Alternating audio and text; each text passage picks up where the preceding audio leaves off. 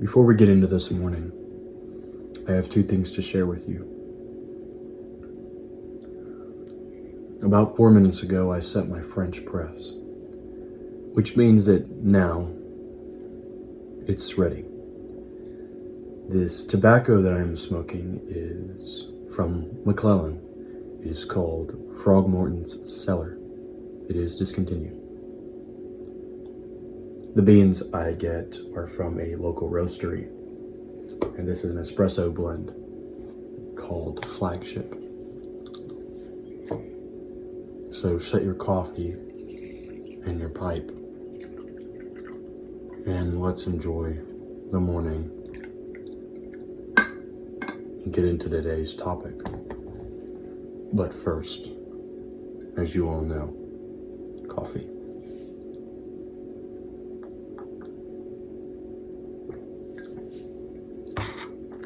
I have never had better coffee in my life,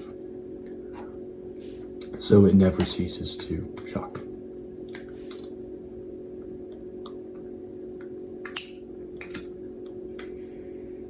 I'll give you time.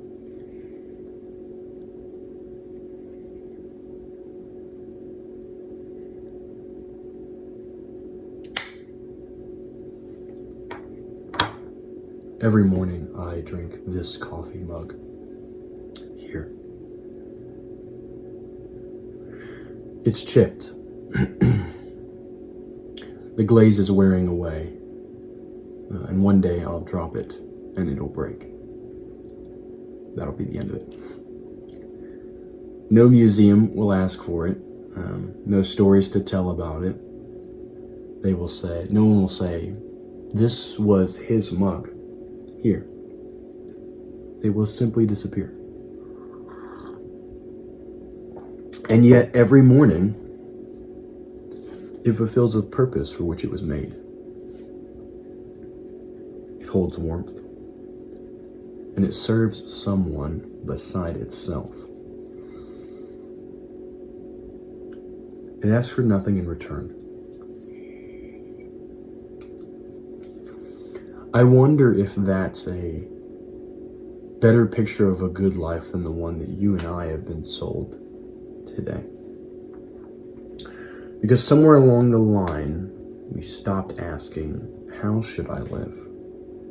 And we started asking, how can I become someone?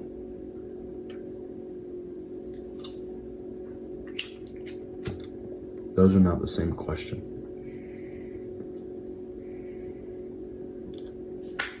One is about truth, and the other is about significance. I don't think we're obsessed with greatness. I think we're terrified of obscurity. We fear that if enough people don't know our names, then perhaps our lives never mattered.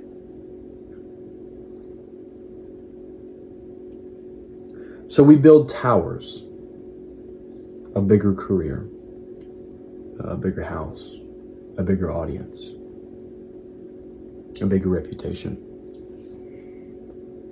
Every achievement becomes another brick. Every promotion, another floor. Every follower, another stone. And the strange thing about towers is they never tell you when you built enough. There's always another floor that can be built. Another promotion, another accomplishment, another comparison.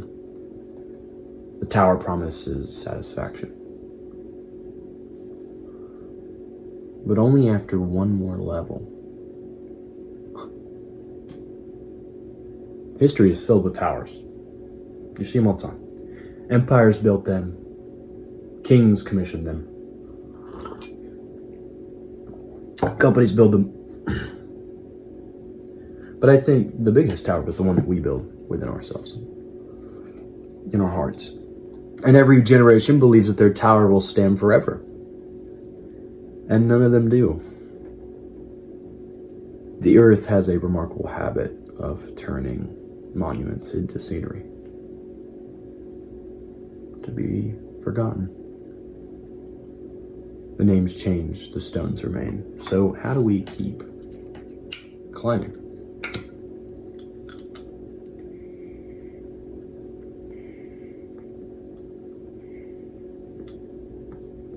Perhaps we have confused being remembered with being alive, with truly living.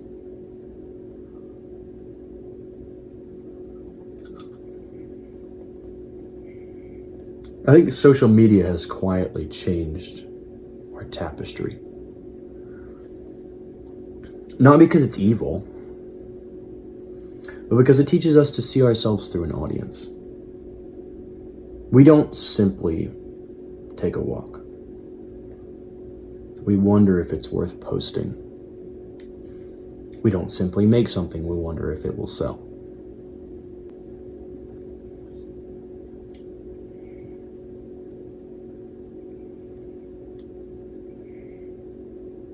We don't simply enjoy a hobby. We ask whether it can become a business.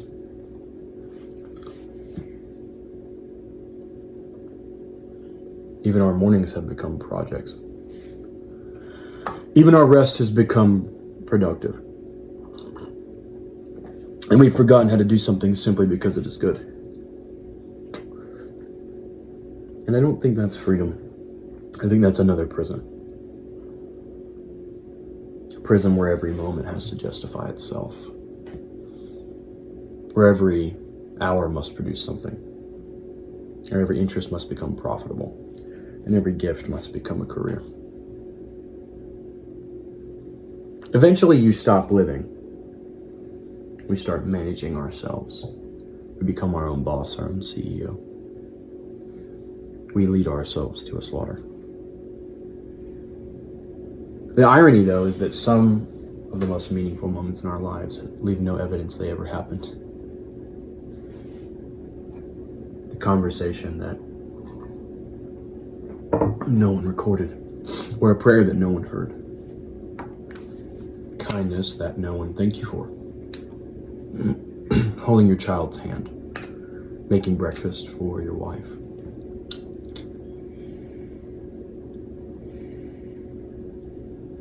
Being so enveloped in an old book that your coffee grows cold. None of those moments become famous, yet if you remove them from life, what would remain worth remembering? I think there's an old temptation buried inside every human heart. The temptation to become extraordinary. Not because we love greatness, but because we fear disappearing.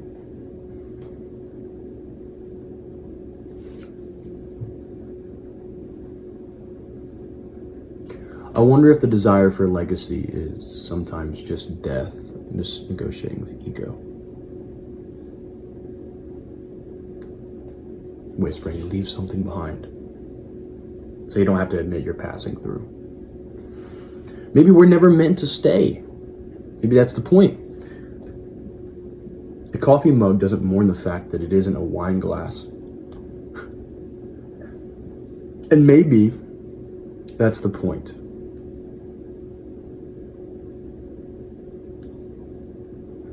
It doesn't envy fine china. It doesn't resent the cup beside it.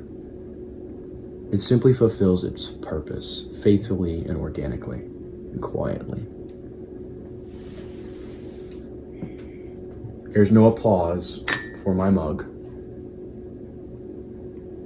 And perhaps we've made a life too complicated for what it needs to be.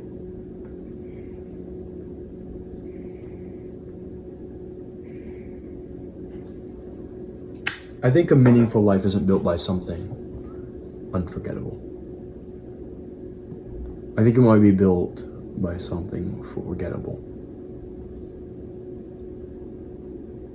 No, I think it's built by becoming faithful.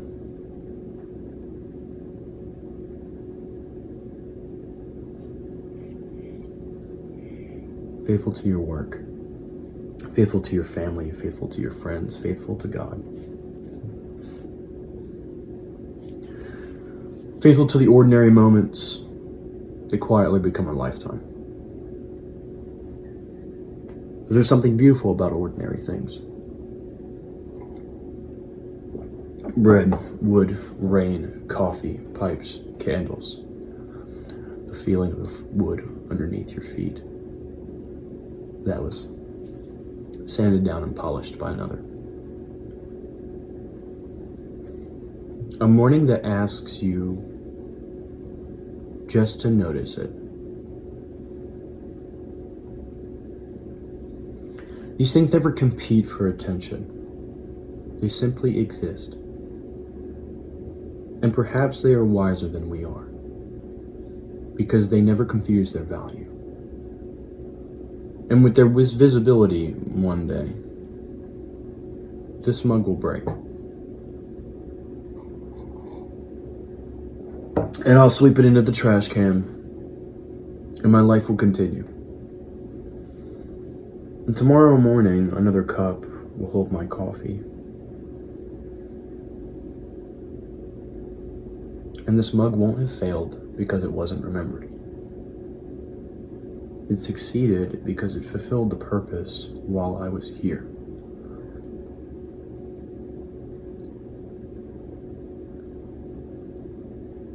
You understand?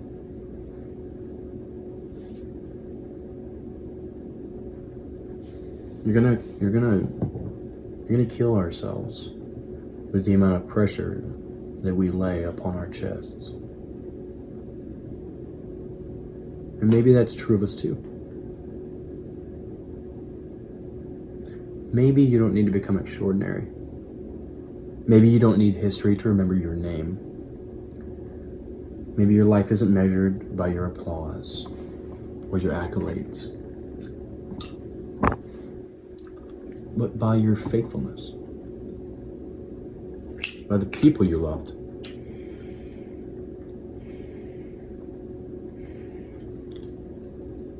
By the promises you kept. And by the work you did honestly for one another.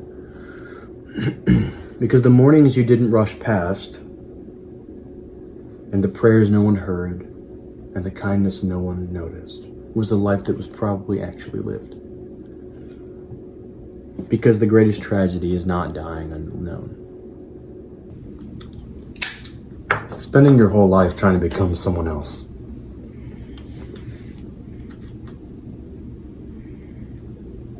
You weren't born to become an idea in another person's memory. You were born to inhabit the day. To love, to work, to live, to laugh, to grieve, to worship. So tomorrow morning, when you pick up your coffee, ask yourself one question. Am I trying to become someone? Or am I learning how to live?